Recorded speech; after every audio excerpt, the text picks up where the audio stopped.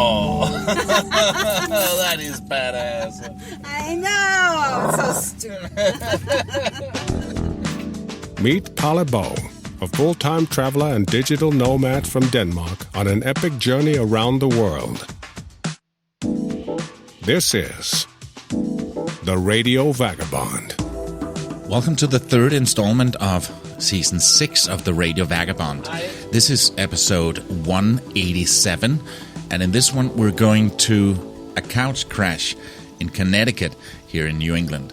But we start in the smallest state in the USA, Rhode Island. As I knock on the door of my Airbnb host in Providence and is greeted by a wonderful family with a small dog being very loud. My name is Palle Bo, and this is the Radio Vagabond. She always does this, and somebody told me I could train it out of it, but to tell you the truth, it's good because we're city living, and every so often, there are little break-ins, and it's kind of nice to know. Yeah. And she thinks she's a Rottweiler, so... Yeah. When I arrived to my Airbnb a little bit north of Providence in Rhode Island, I was met by Christina and her family. She's a single mom, and she has two boys, a 3-year-old and an 8-year-old, I think, and a dog. And the dog really made an effort in explaining to me, hey, this is my house, and I don't know you, so it was barking and barking for a very long time. But we ended up becoming good friends, and her accepting me and my presence in the house. But that took a day or so. Yesterday, I spent most of the time in my room working on an episode of the Radio Vagabond podcast, and this morning at 3:30, my alarm clock went off because as a part of my work, I had to do a studio session with an actor in a studio in Copenhagen where I was directing over Skype. So, and that started at 10 o'clock Danish time, which was 4 o'clock this time. So I had to get up really early, and I was on Skype for an hour and a half, and we got the recordings, and everything went perfect. But it was early in the day. And actually, when I was done, I didn't really feel like going back to sleep. So I was sitting around for an hour answering emails and looking for places to stay, and my common sense said, go to bed, Palle, go to bed. You have a long day ahead of you, and I'm doing an event tonight, so I'd better get some more sleep. So at 7:30, I went back to bed and slept for 2.5 hours until my alarm clock rang again. And by then, at 9 o'clock, I really didn't want to get up. I think I could have slept another 8 hours or so. But I did manage to get up and pack my stuff, and now I'm here. I've headed south. I went through Providence because I'm still listening to Crime Town, the podcast about Providence, and I thought I'd drive through it to see what it looks like. And now I've headed further south to a place called Newport. It's on an island in the southern part of Rhode Island, and right now I'm walking on the cliffs. Actually, this place is called Cliff Walks. I'm by the ocean, and have the smell of nice ocean breeze, and it's beautiful here. This is a place that was highlighted as some of the stuff you should go and see when you're in New England. So it's called Cliff Walks, and I'm actually walking on the cliff right now. Here in Newport. Travel is possible at any age. Your sense of adventure is just over the horizon. So, reach out and grab it. This is the Radio Vagabond. Gotta keep moving. A funny thing about my recording, Christina also rents out another room on Airbnb, and that room is occupied by a young French girl who's here in the US to study sign language. And we spoke about that for a long time. And I said, how come you're doing that here? Are there different languages and different dialects in sign language and so on? And we spoke a lot about that. And then she told me that she was almost deaf herself, and she could read lips. And then she had a hearing aid on, so she could actually hear what I said. But she had a little bit of bad hearing. And then when I knew that I was going to do this session, because her room is right next to my room, and I said, we need to check if the sound goes through the walls, because I don't want to wake you up, and if it's a problem, I can go down to the basement and do the Skype session from there. And then she just laughed and said, that is not a problem. When I sleep, I always sleep without my hearing aid, so you can shout as much as you want. I won't be able to hear you. And we agreed that there's one advantage of having bad hearing. At least she always gets her night's sleep. So it was not a problem, her being in the next room. I could talk. This episode is brought to you in part by Hotels25.com. It's a website that helps you find the best prices on hotels and guest houses and hostels around the world in one simple search. Hotels25.com. Now I'm in Connecticut, my third of the 6 states here in New England. And when I was looking for a place to stay here, the guy that I wrote to on Couchsurfing.com, he said, can you get here a few days earlier, because something exciting is going on for 4 days, or for 3 days, starting Thursday night until Sunday night. And that's why I'm here. I'm staying with the guy who's in charge of the whole thing, who's sort of the godfather of this event. His name is Jason, and he's taking me in and putting me up in his house. But what's going on the next few days? Well, in a minute I'm going to a kickoff party, and then tomorrow I am going to visit the Mark Twain Museum. I'm going for a walking tour.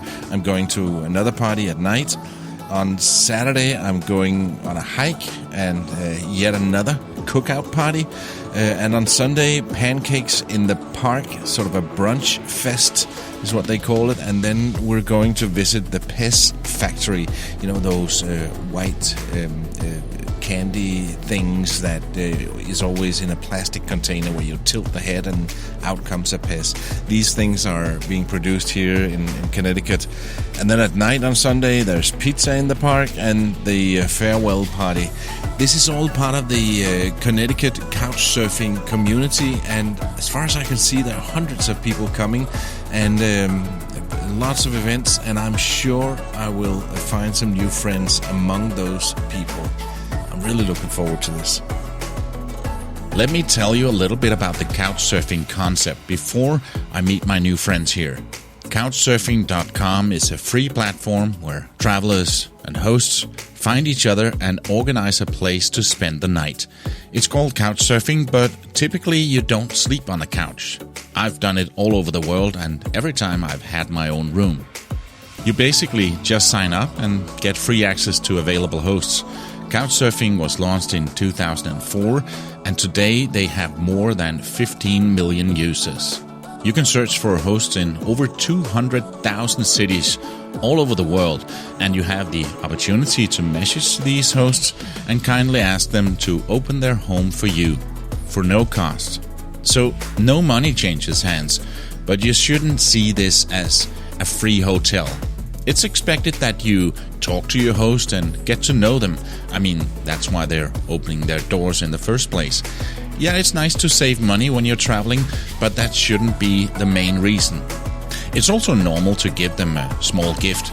It can be a bottle of wine, or maybe take them to dinner, or bring them something iconic from your hometown. But it can also be you singing a song, if you got that skill, or telling a cool story. Hi, how are you? I'm good. Good, Jason. Yeah, hi, Jason. This is Lee. How we doing? Hi. A man walks into a bar and meets Jason and his partner Lee.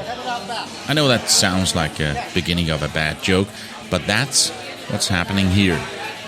It's a bit noisy and not ideal for recording a podcast, but thankfully we go out back where they have a more quiet area and some tables. So I've been dying to know how to pronounce your name. Pelle? Pelle? Pelle? Pelle.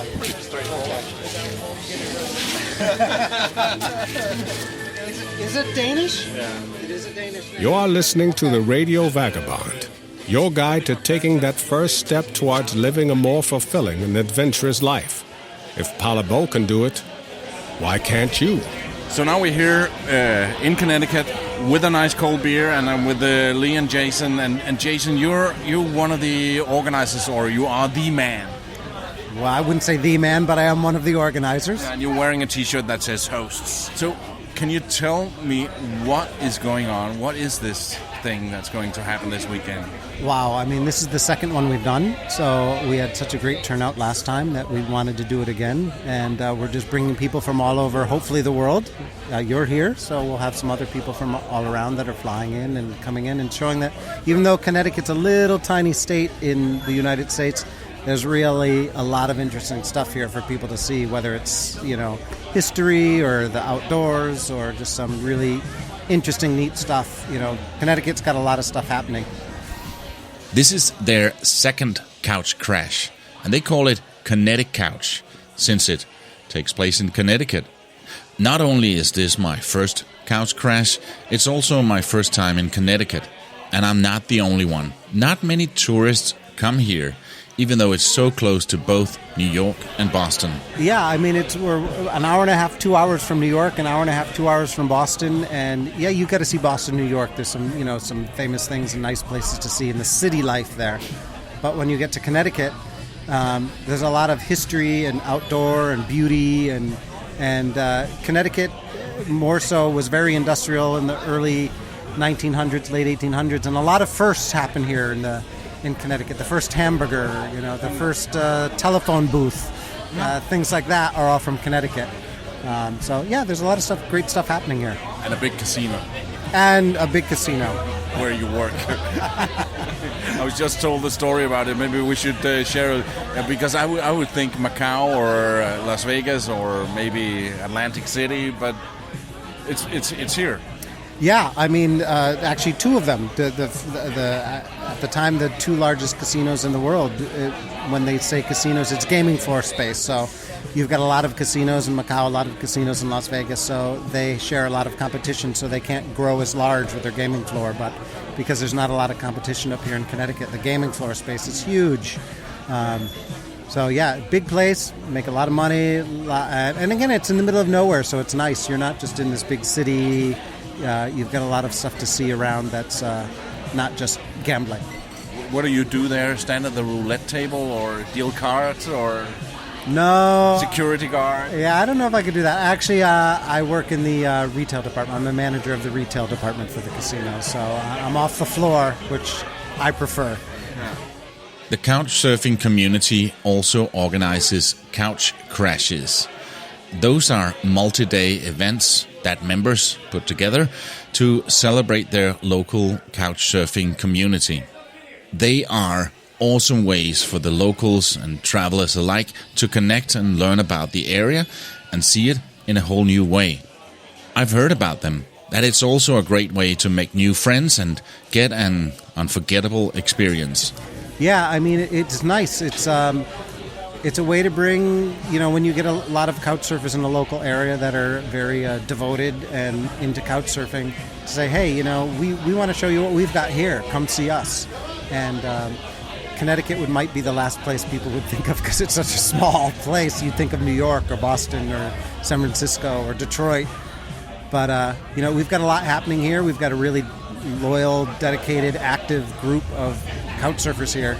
So Lee and I used to host a party, or we do host a party for like the last 8 years, and we finally got to the point where we had like 50, 60 people coming. We're like, hey, this is almost a couch crash. We could turn it into one. Let's make it a weekend. And 2016, we did it for the first time and had about 150 people. We're like, hey, we got something going on. Let's do it again. And you set up a lot of different events that we could choose from. the thing we wanted to do is make sure that whatever you're interested in, there was something for you to do. So if it was history, there's something to do with history. National Park, Coltsville State National Park, the newest national park in the country, is here in Connecticut, which is Samuel Colt invented the Colt 45 revolver. So that's one of the things. If you want to go to a bar, we've got pub things and restaurant bar events. You want nature, we've got hikes, bike riding. The Pez factory for North America is here. So you get a lot of different quirky sort of tubing on the river if you want to just relax. What? River tubing. You can take a tube down, float down the river for a couple hours. And Nautilus submarine, the first nuclear power submarine. All the submarines are built here in the United States for the Navy in Connecticut. So there's actually the first nuclear power submarine you can go on for free and go take a tour of it. So that's part of the weekend too. This is obviously recorded pre-COVID. Jason just told me that they were planning to do another Connecticut Couch in 2020 that got cancelled. So now that's scheduled for August 2021. But only time will tell if that's also too soon. On Couchsurfing.com you can find upcoming events all over the world on the Global Couchsurfing event calendar. Links in the episode notes and on the RadioVagabond.com. So, a couch crash is about getting to know the area it takes place. But most of all, it's about meeting friends and making new ones. Oh yeah, it's great meeting so many different people. And, like I said, Connecticut's a small place, but to have people fly in from other parts of the country and the world just to come to the crash is really great. And Couchsurfing, one of their taglines is, friends you haven't met yet. And it's true. You meet friends that you haven't met yet, and then you go stay with them. When I did my road trip here in the U.S. last year, I spent time with a lot of couch surfers, and I still speak to them to this day. A lot of them. Yeah, actually, one of the things that I promote is I call it Deja Surfing, where I think I've done that before, but it's you surf with someone and then they stay with you, and you host them. So it's like, I've met you before. I've stayed with people in other countries, South Korea, and Sonia, my host there, has come and stayed with us here in Connecticut. Or Jean-Marie, who's one of the people who really showed me what couchsurfing was all about, who lived in China at the time. I mean, I met him in Milan. He came and stayed with us this summer, and it's great to build those relationships. And just a few days ago, I got a reminder on Facebook that it was 2 years ago. I made a new friend. I was my couchsurfing host in Moldova. So, wow. Yeah. So we started chatting again. What's been going on in your life and all that. So even though a lot of them I don't speak to every day or every week or even every month, but you still have the connections all around the world, and for me that's the way I get rich from traveling. Yeah, well, you never know where you're going to end up, and knowing that you have connections all over the world and you want to go somewhere or they want to come visit you, it's not that you have to travel, just having them come visit you is great too. It's an enriching experience. Yes, it's truly an enriching experience. Before I became a nomad and actually had a home, I was also hosting people. Just to mention a few, I had a German guy and a Colombian woman staying with me. The German was on a bicycling trip from the southern part of Germany to the northern tip of Norway and back. An interesting guy with a lot of stories. And the Colombian woman was living in Copenhagen, teaching math in a university, and wanted to see more of Denmark. So I showed her around, and at night she was teaching me how to salsa. I've also been couchsurfing with my kids on a road trip from Denmark to France. We stayed with some wonderful people in Rotterdam, the Netherlands, Ghent in Belgium, and Normandy, France. Truly unique local experiences that we wouldn't have gotten had we stayed at hotels. I'm going to take a quick break, and when we come back, we're going on the first of many experiences here, the Mark Twain House and Museum in Hartford. Stay with us. You are listening to the Radio Vagabond. We'll be right back. The Radio Vagabond is supported in part by Hotels25.com. And something exciting is happening soon. We're building a new, improved website, more inspiration, and even better results.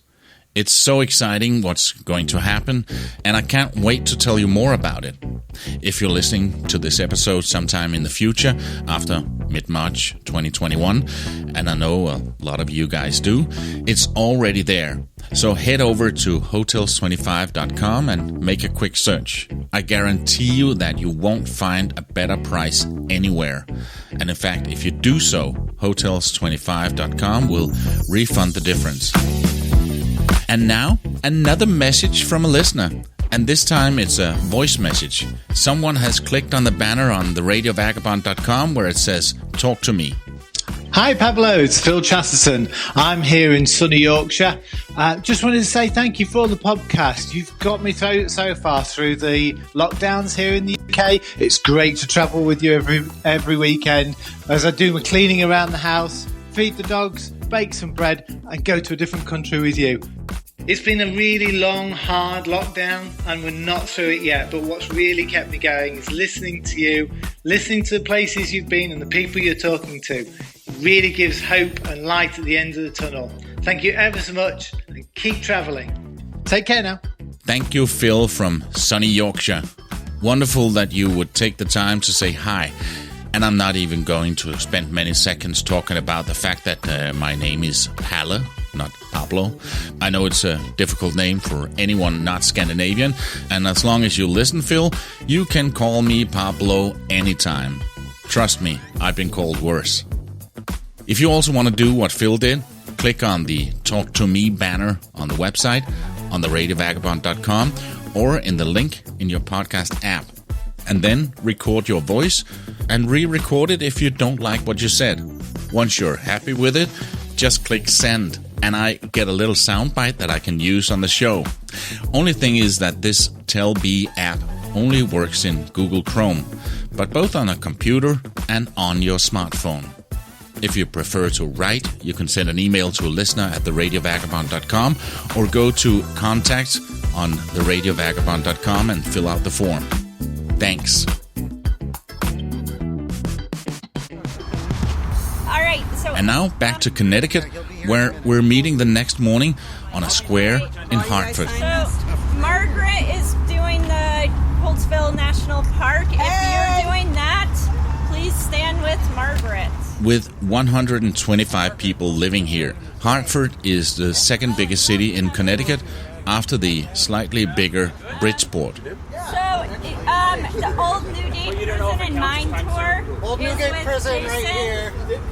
You don't have to stand too close to him, but at least just stand in that area. Keep an arm's distance. Actor Katharine Hepburn was born here, and for 17 years, another famous person lived here. His name was Samuel Langhorne Clemens, but we all know him better as Mark Twain. I think during the course of this, I have a challenge. We all have to come up with the best Mark Twain facts. Okay. And the rule is it cannot be true. It cannot be true. It cannot be true. Yep. We need to convince other people that it will. Okay. You go in the front. No, you go. Oh, you're going in the front. You're taller. Your legs are longer. The place that Mark Twain lived with his family is now a museum. And that's what I chose to do, even though that river tubing sounded interesting. How was the breakfast? Good. Good. Where are you guys surfing? I'm staying with Jason and Lee. Oh, nice. Yeah. You won. I did. The best dig. Yeah, that was perfect. Great. Okay, 12 minutes away. Head south toward Riverside Park.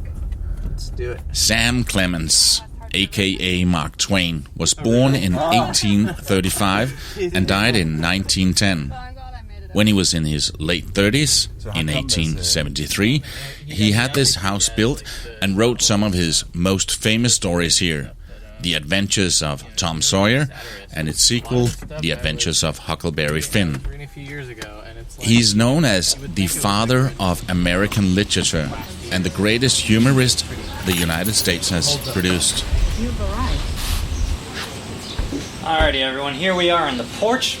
The house was built in 1874 for Samuel Langhorne Clemens and his wife Olivia Clemens, originally Olivia Langdon. It cost $20,000 originally. It was budgeted at that price, however some things don't change and it went over for $40,000 instead. which makes it about $990,000 in today's money. Coupled with the interior design and furnishings, it was about $3 million today. However, the price is a lot higher due to really perspective period-wise, at least for the family back then. However, Sam Clemens did not spend a dime of his own money in the construction of this house, despite having been using his pen name for about 10 years at this point. It was his wife's inheritance that bankrolled this house and its upkeep for about the first 5 to 10 years. And that was really because Sam's writing career was just beginning in earnest when he moves into this house, and so he was not the most famous American in the world at that point. That title was actually held by Harry Beecher Stowe, who was living right next door in that White House over there behind the house trees. Measures 11,500 square feet, more than 1,000 square meters, and has 25 rooms throughout 3 floors. Quite big for an unknown writer, but you can do that if you have a wife with money. The house itself is a work of art, whether you're interested in Mark Twain or architecture. We learned a great deal about the history of Mark Twain's house, Twain and his family, and the staff that helped manage and care for the home. If you want to visit after the pandemic, they're closed right now in March 21, I highly recommend that you make a reservation for tour tickets as far in advance as possible. It's a very popular attraction here, and you might not be able to get in if you don't. Link in the episode notes and on theradiovagabond.com. After the visit, one of the locals, Margaret, was going to take us for a tour around Hartford. So we get in the car, a big, cool Chevy, and she turns the key. Oh, that is badass. I know. So stupid. My son, all the men are all like, Margaret, you gotta keep that. And I'm like, I don't know. My son, he's a mechanic. He got. So, Margaret, here we are in your badass Chevy. It's a huge truck, and when you started it up, it had a cool sound. And why do you have a car like this? So, when I have a backstory, so you'll have to. I'm going to regale you with this backstory. So, what happened was I had this old home that required a lot of maintenance. And I really needed a truck for my Home Depot runs. And so I bought a Chevy Silverado. When my kids moved out of the house, I decided to take to the road full time.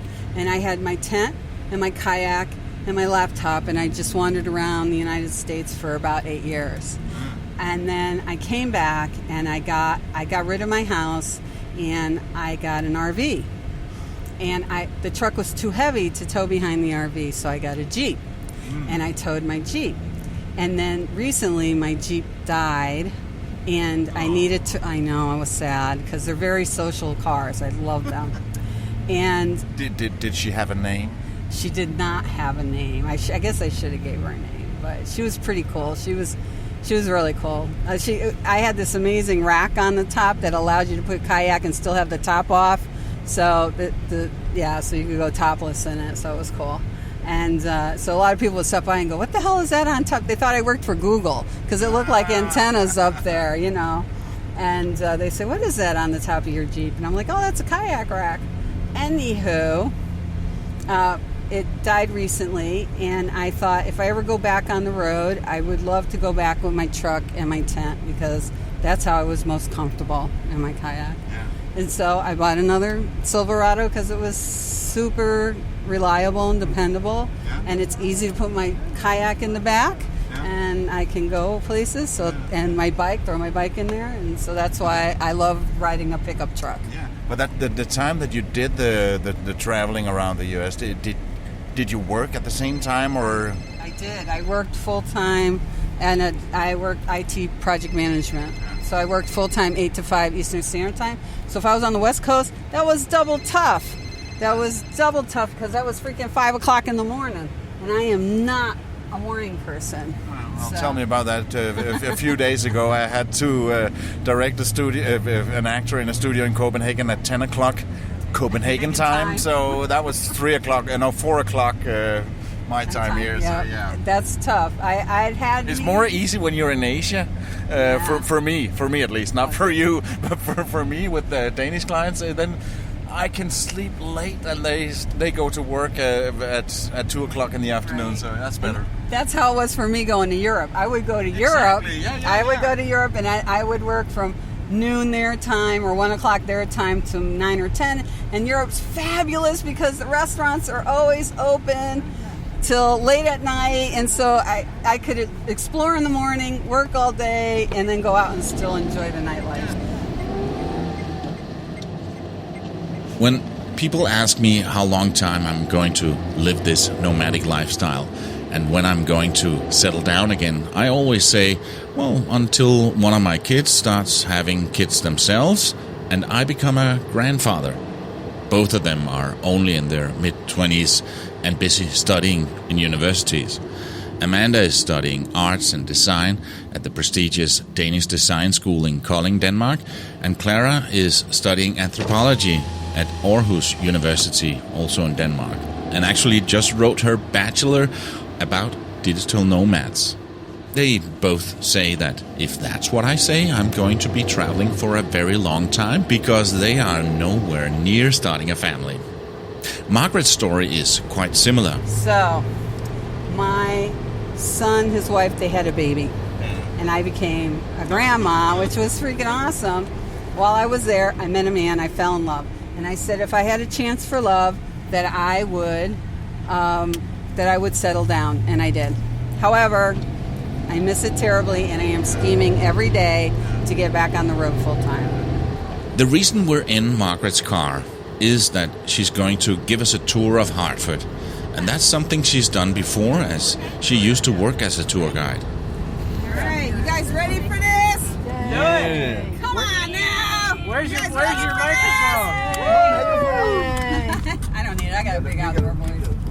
All right, you guys are so lucky that it's so hot today because normally we start here and we walk 4.4 miles during my tour, but today I am going to put you in air-conditioned areas. Woo! Ready access to bathrooms. Let's get to know a little bit more about Hartford. And now, facts about where we are. The first English settlers arrived in 1635, and their settlement was originally called Newtown, but it was renamed Hartford 2 years later in 1637. So the city is almost 400 years old, and Hartford is among the oldest cities in the United States. Being such an old city, they have a few firsts here. Hartford is the home to the nation's oldest public art museum, the Wadsworth Atheneum, and the oldest continuously published newspaper, the Hartford Courant. Hartford is nicknamed the insurance capital of the world because headquarters of many insurance companies are here, and insurance is still the region's major industry. And the city was the setting of Amy Brenneman's series Judging Amy, which aired from 1999 to 2005. However, it wasn't recorded here. And that was facts about where we are. Margaret lives in Manchester, where we're heading right now, but she grew up here. I did. I grew up there, and honestly, I really like the town. I know Connecticut doesn't get a lot of press among international people. It seems like everybody knows Massachusetts and New York, but nobody knows that Connecticut's in between. And anytime I have an opportunity, even people who live here don't really get it. So I've always enjoyed the historic stuff. Then educate me and my listeners. What is unique about Hartford, especially Hartford? Why should people come here? I'm putting you on the spot here. You are. Well, if you like history, in particular American history, or how nations are formed, I think there's a lot of information here that lends itself well to how to start a country and governing themselves in a democratic kind of way. And a lot of the firsts that this country had came out of Connecticut, the original colonies. And oh shoot, I was supposed to go that way. Oops. We just missed the turn. And you live in Manchester, and we're going to Manchester, so... I know, well, see, I was preoccupied with your fuzzy... Yeah, your fuzzy and we have people following us, so now they're lost as well. Oh, I am so sorry, Margaret. Can you forgive me? Absolutely. That's, my kids... They were always so mad at me when I take them driving because we always ended up taking the scenic route. We referred to it, and they're like, "Ma, can you just get us there without, So unfortunately, yeah, it's true too. We have people following us, and oh my gosh. No, back to Hartford. Oh, okay. Can you multitask? Do you want me to be quiet while you figure out where to go? No. Hartford is also the insurance capital of the world, or of the. Well, it was of the world for a while, but I think other places have kind of taken that over and how did that happen? But we have, Connecticut's probably not the most business-friendly place in the world. So it definitely, with this last administration, is not the most business-friendly place in the world. So that's unfortunate right now. So a lot of companies moved out. So hold on a second. While Margaret is finding her way from the city she grew up in to the place she lives in now, let me mention that this episode is partly supported by Hotels25.com. It's a website that helps you find the best deals on hotel rooms and guest houses and hostels and apartments all over the world in one simple search. Hotels25.com. It's best price guaranteed. By the way, you should check out Margaret's blog and consider getting the book she wrote after her life on the road. It's called Lessons from the Road, USA by Margaret Webster. Let me read a few words about the book from the back cover. Lessons from the Road, USA shares the travel adventures of a funny, single, 50-something-year-old woman traveling across the U.S. in a pickup truck. And then it goes on to say, wait for it, Webster is navigationally challenged. After getting lost with her just now, all I can say is, no kidding. Her blog is called LFTRUS, short for Lessons from the Road US. It's also packed with a lot of travel tips. I've got links to both the book and the blog in the episode notes and on the radiovagabond.com. Okay, let's get back to the navigationally challenged Margaret to see if she found the right road back home. So the GDP here, the gross national product, if you will, or per person, it's supposed to be the richest state in the nation. But, the regular people, they don't live rich. It's just that way because the numbers skew, because insurance companies are basically the invisible bankers. They make a lot of money. And so, it's unfortunate because there are a lot of people in need here. But still, I like it as a state. It's a beautiful state. If you like history, you like U.S. history, it's a great place to go. And it's relaxed as well. Like some major cities you go to, it's a little frenetic. If you don't like crowds, it's definitely. And we're only 2 to 3 hours northeast of New York City, and only an hour and a half. It's maybe 2 hours. So that's relative. If you're doing it at 3 o'clock in the morning, it's 2 hours max. If you do it at 3 o'clock in the afternoon, it's going to maybe be 3 hours. But most people, you can take the train from Hartford to New York and get there pretty easily. Although there are stops, so it might take a little. And also, we're pretty close to Boston as well. So we're an hour and a half from Boston. We're basically in between the two, and it's funny because there's a whole personality conflict that we have here. So there's a river that crosses through Connecticut. So there's east of the river and west of the river. And often people won't travel over the river to the other. They and they have kind of an air about it, like, I don't travel west to the river, I don't travel east to the river. But you're born on the wrong side of the river. Also, we have this, families get torn up by sports teams between Boston and New York. Oh. So you'll have, diehard Boston fans and diehard New York fans. And I know, like my family, I personally tend to lean towards the underdogs, which is usually Boston. And I thought it was all Patriots here. No. Oh, no. You got your Giants. No. Well, for football, you have Patriots and Giants. And then for baseball, there's definitely the Red Sox versus the Yankees. And that's crazy. And my son was a Yankees fan. And he'd walk through the house with a Yankees hat. And I'd look at him like, what the hell is that? Are you seriously wearing that in the house? And he's like, well, yeah. And I'm like, why? And you are no longer my son. And he'd look at me and say, Ma, they're winners. And I'm like, yeah, whatever. That's true. They kind of are winners. But and actually, earlier today you told the story about how Yankees became Yankees. That's right. So. And that's a funny story. But unfortunately, we don't have time for it in this episode, so you'll have to wait a week for that one. My name is Pablo, and I gotta keep moving. See ya. Produced by radioguru.co.uk.